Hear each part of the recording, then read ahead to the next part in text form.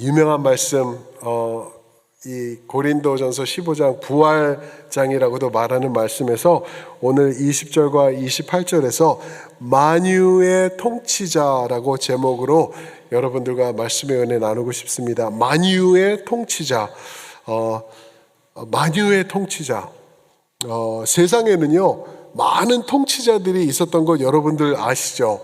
통치자, ruler, 그렇죠? 그런 사람이 누가 있었을까 하면은 아마 몇몇 이름들이 생각나시는 이름들이 있으실 거예요, 그죠?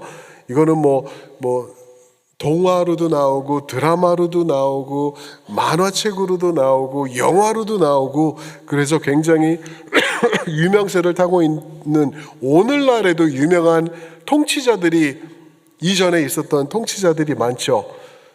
징기스칸 아시죠? 징기스칸 뭔지 알죠, 그죠? 징기스칸은 그냥 음식 징기스칸만 있는 게 아니라 진짜 징기스칸이 있어요. 몽골 장군이에요. 몽골 장군인데 인류 역사상 가장 크고 광범위한 엠파이어를 통치했던 자가 바로 징기스칸. 그렇죠? 그런 사람이 있으면 굉장한 통치자였죠. 참 몽골에서 그런 사람이 난다? 그 말 타고 양 쫓고 그러는 동네에서 나온 어마어마한 통치자.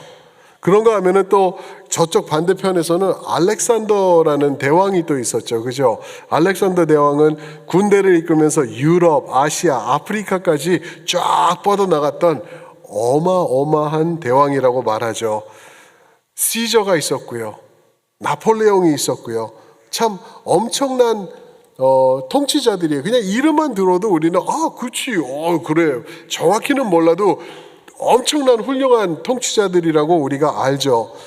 오늘날까지도 2026년도에서도 이 사람들을 아직도 기억하면서 우리가 생각할 수 있으니까 대단한 거죠.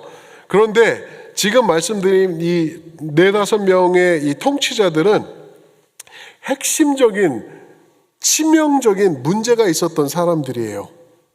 그 치명적인 문제 때문에 그 한계가 되어서 결국에는 어느 선까지는 승승장구했지만 그 선을 뛰어넘지 못했던 이 통치자들이 지금 말씀드린 그 어마어마한 통치자들이었습니다. 그런데 진짜 통치자 한 분이 나타나시죠, 그죠?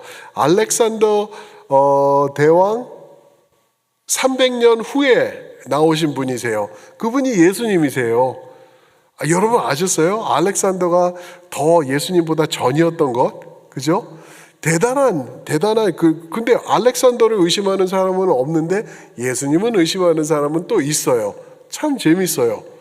예수님이 나타나셨는데 예수님이 나타나신 다음에는 전무후무하게 엄청난 통치자의 모습이 무엇인지를 우리에게 보여주셨어요. 근데 칼을 갖고 보여주신 게 아니더라고요. 엄청난 힘을 가지고 말을 타고 나타나가지고 다 휘어잡으시면서 그러신 예수님이 아니시더라고요.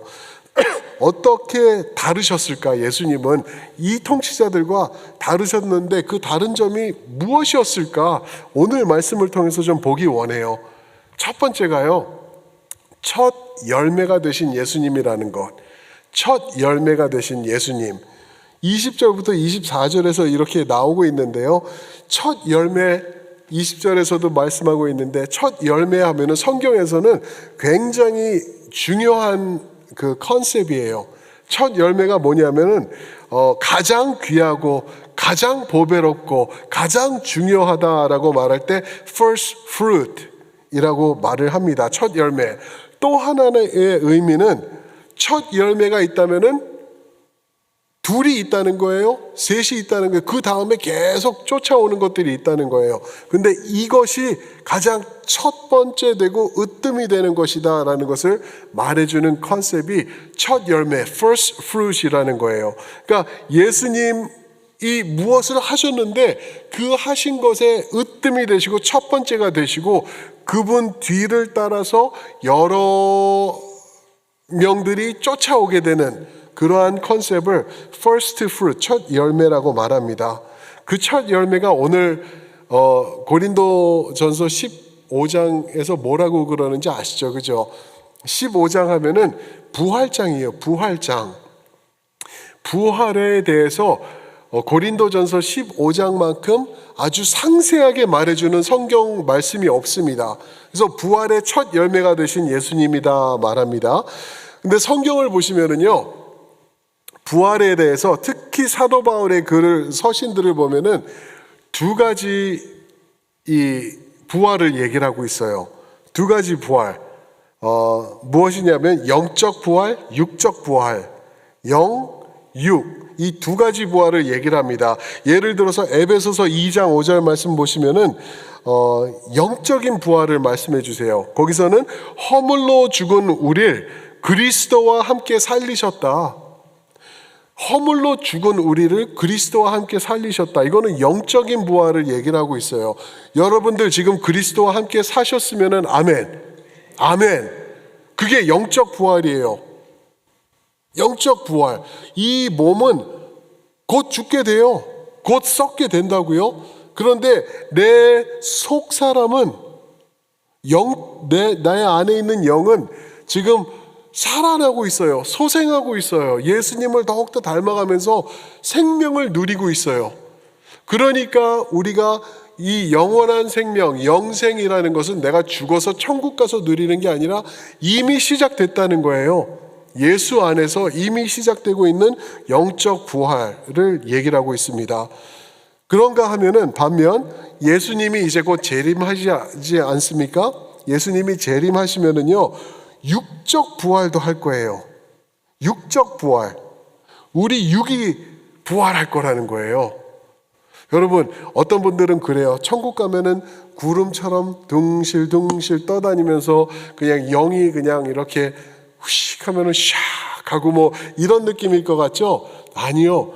우리 육체를 가지고 살 거예요. 육체를 가지고 산다고요. 그런데 이 육체 갖고 살면 안 되겠죠. 맨날 코 아파가지고 코 막혀 있고, 그죠? 걸으면은 무릎 아프면은 무릎 아프다 그러고, 이런 육체 갖고는 영원한 생명 살라 그러면은 그게 복인가요? 독이지.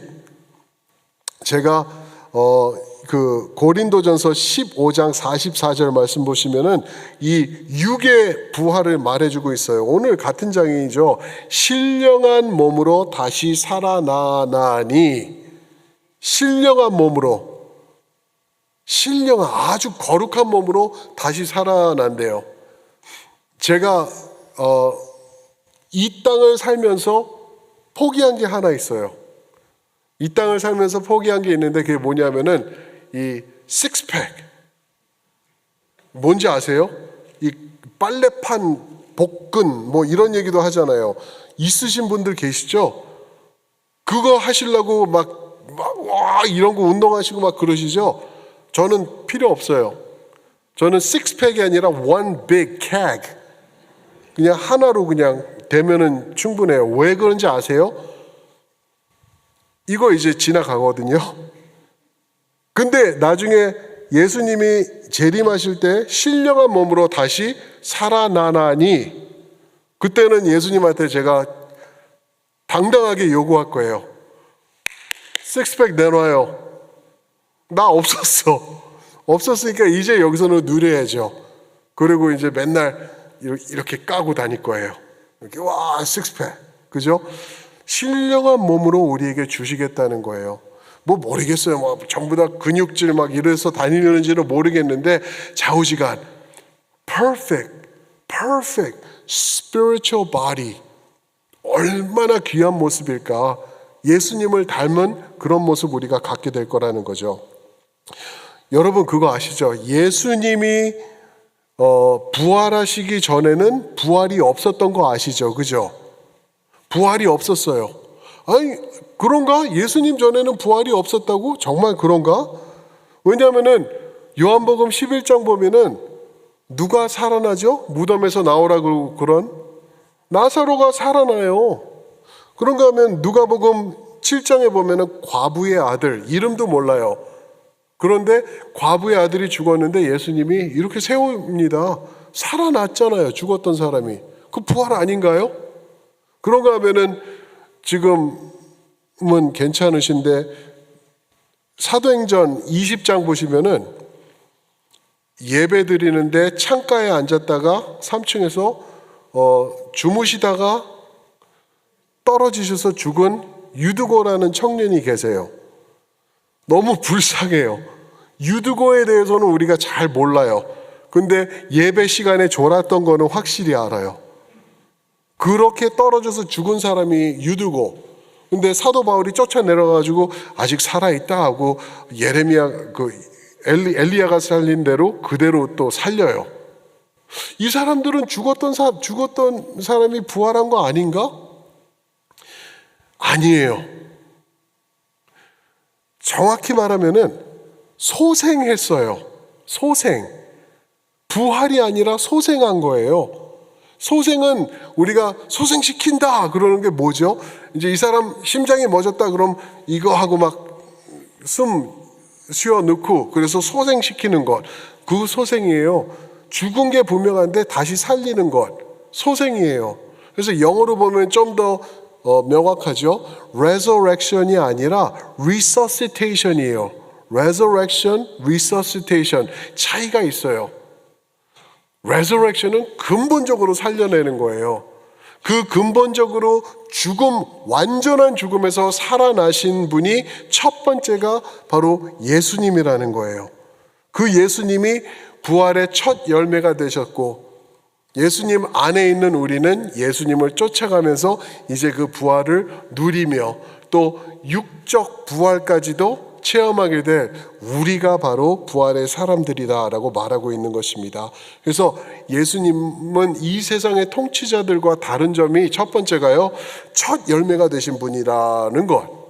두 번째로 오늘 말씀 25절과 26절 보시면은요, 모든 원수를 이기신 예수예요. 모든 원수를 이기신 예수. 첫 열매가 되신 예수, 모든 원수를 이기신 예수. 아까 말씀드렸던 징기스칸, 알렉산더, 나폴레옹, 시저 이런 사람들은 굉장히 영맹스러웠어요. 우리 인정할 거는 인정해야 돼요. 대단해요. 어떻게 조랑말 같은 말 타고 쫙 돌면서 이 나라 저 나라 다 삼켜버리고 대장을 통치자를 할 수 있냐는 거죠.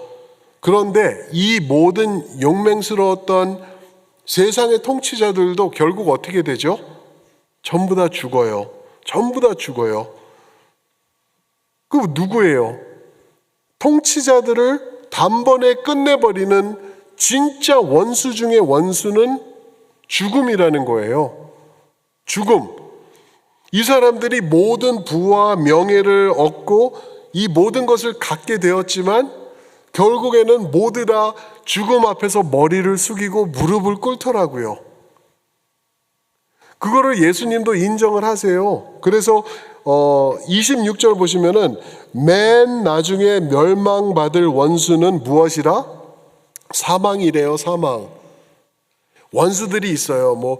겐기스칸의 원수가 있었고 이런 원수가 있었고 저런 게 있었고 이제 와 엄청난 원수가 여기 또 있다 막 이런 것들이 있었는데 맨 나중에 멸망받을 원수, 이게 무슨 말이냐면은요, 제일 가장 큰 누구도 이길 수 없는 거를 표현하는 게 맨 나중에 멸망받을 것, 그렇게 표현하는 거거든요.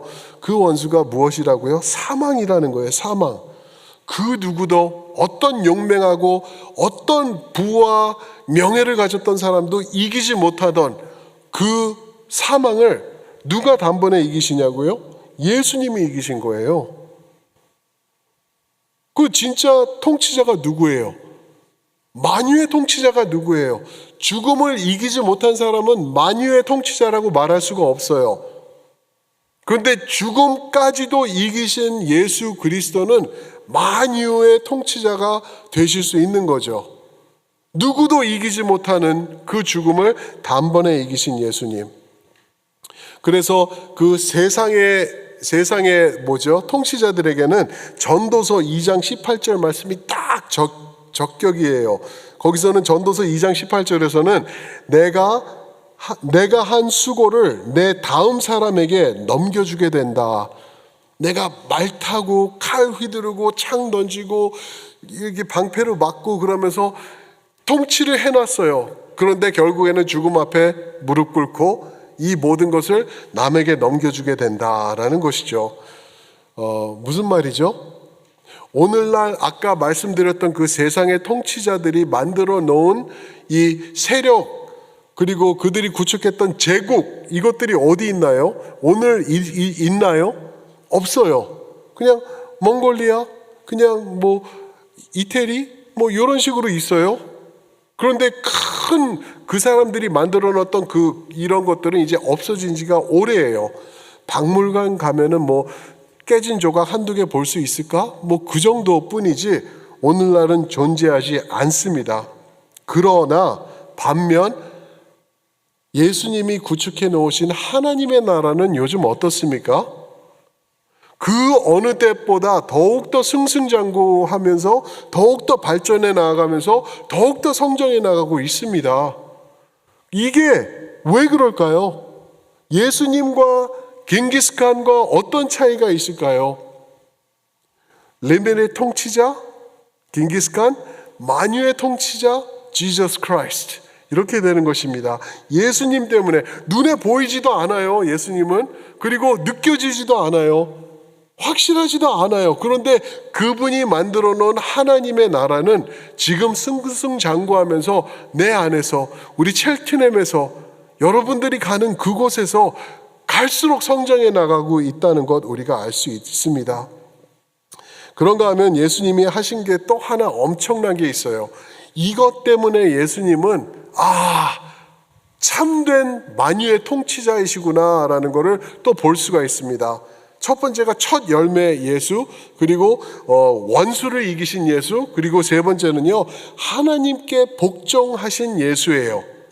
하나님께 복종하신 예수.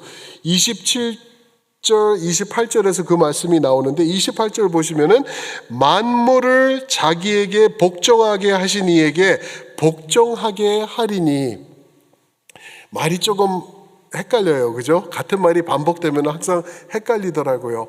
예수님에게 모든 만물이 복종하게 만드신 한 분이 계세요.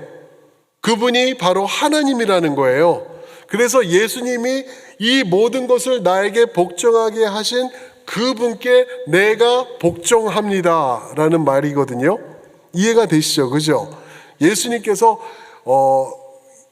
하나님을 인정하고 하나님을 경배하면서 예배하신다라는 말씀을 하고 있어요. 여러분, 기고만장하다라는 말씀 아시죠? 그죠? 기고만장, 건방떠네 이런 말이잖아요. 그죠? 기고만장하다. 모든 세상의 통치자들이 그랬어요. 자기가 좀 세력이 세우고 커지고 그러면은 기고만장합니다. 거만해집니다. 건방을 떨어요. 그게 세상의 통치자들이었어요. 그 누구 앞에서도 굽실거리지 않고 그러지 않았다는 거예요. 하다못해 다윗 왕도 그런 모습이 있었고 솔로몬 왕은 더했어요. 그렇게 하나님을 아는 세상의 통치자들은 다 그러더라고요. 우리 예수님은 달라요. 예수님은 세상을 통치하시고 만유의 통치자가 되셨는데 그분이 하신 것 바로 하나님 앞에서 무릎 꿇으시면서 하나님께 영광 돌리시더라고요. 그게 우리 예수님이세요. 약간 헷갈리시죠? 그죠? 여기서 우리가 삼위일체를 잘 깨달으실 필요가 있어요. 삼위일체, 분명히 아버지 하나님과 아들 예수님 그리고 성령 하나님은 한 분이세요. 한 분. 그런데 그 한 분이 역할이 다르세요. 동일하신 분인데 같은 분인데 역할이 다르셔가지고 예수님께서 아버지 하나님의 역할을 하시는 우리 아버지 하나님께 무릎을 꿇으시고 복종하시고 예배와 경배하신다라는 것을 우리가 이해할 수가 있는 것입니다. 사랑하는 성도 여러분, 우리 예수님 만유의 통치자세요. 만유의 통치자, 그 무엇도 예수님 앞에서 벗당길 수가 없어요. 그 누구도 예수님 앞에서 됐고 나는 됐어요. 아니요. 우리 말씀에서 보잖아요. 모든 무릎이 무릎 꿇을 것이고 모든 입술이 모든 혀가 그분이 주님이시다라고 고백할 거래요. 아멘. 그 시간이 오고 있습니다. 그런데 정말 우리가 조심해야 될 것 중에 하나가 뭐냐면은 오늘 복종하셔야 돼요. 오늘 예수님을 인정하시고 오늘 예수님께서 만유의 통치자이십니다 하고 예수님이 마치 아버지 하나님 앞에서 복종하신 것처럼 우리는 예수님 앞에서 복종해야 될 줄 믿습니다. 기고만장하시면 안 돼요.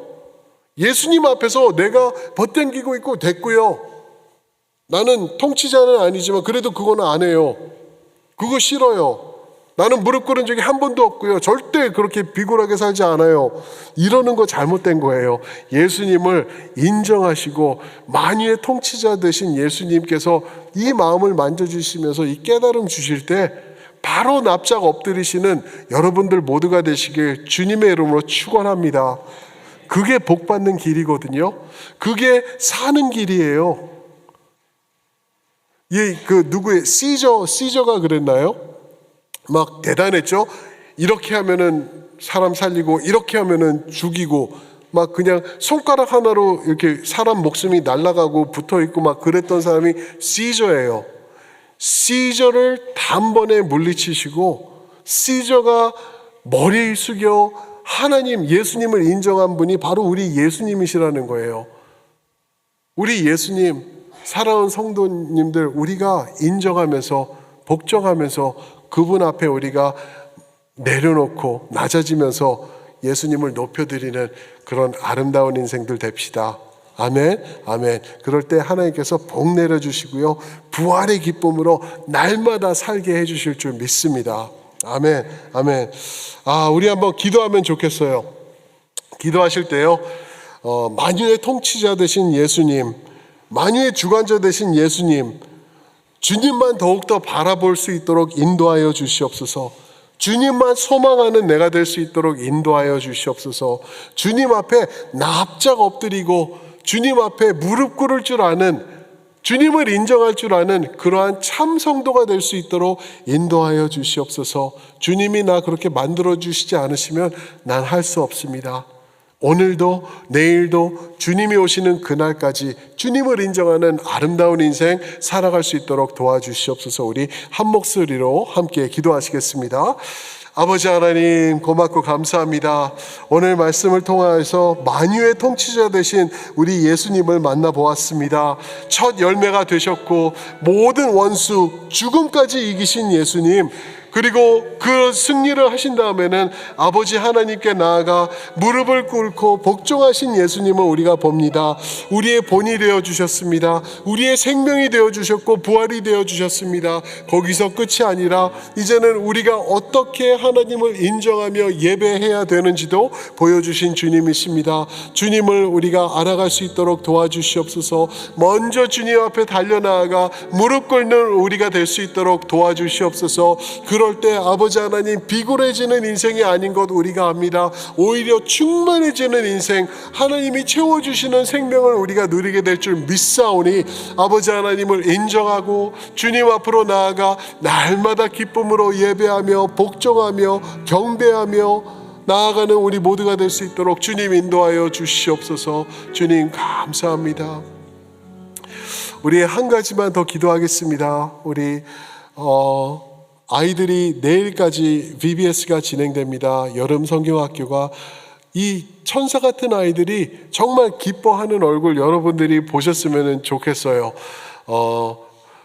이 아이들 하나님 우리가 그 어린 영혼들을 섬길 수 있도록 이렇게 자리와 장을 만들어 줄 수 있어서 얼마나 감사한지 모릅니다. 하나님 그 아이들 복 내려 주시고 이 일평생 예수님을 만나서 주님과 동행하는 아름다운 주님의 사람들로 세워 주시옵소서. 우리 아이들을 축복하면서 우리 여기 함께 있는 우리 선생님들, 우리 부모님들, 전도사님, 강사님, 이분들 위해서 한 목소리에 한 번 더 기도하시고 제가 기도하겠습니다.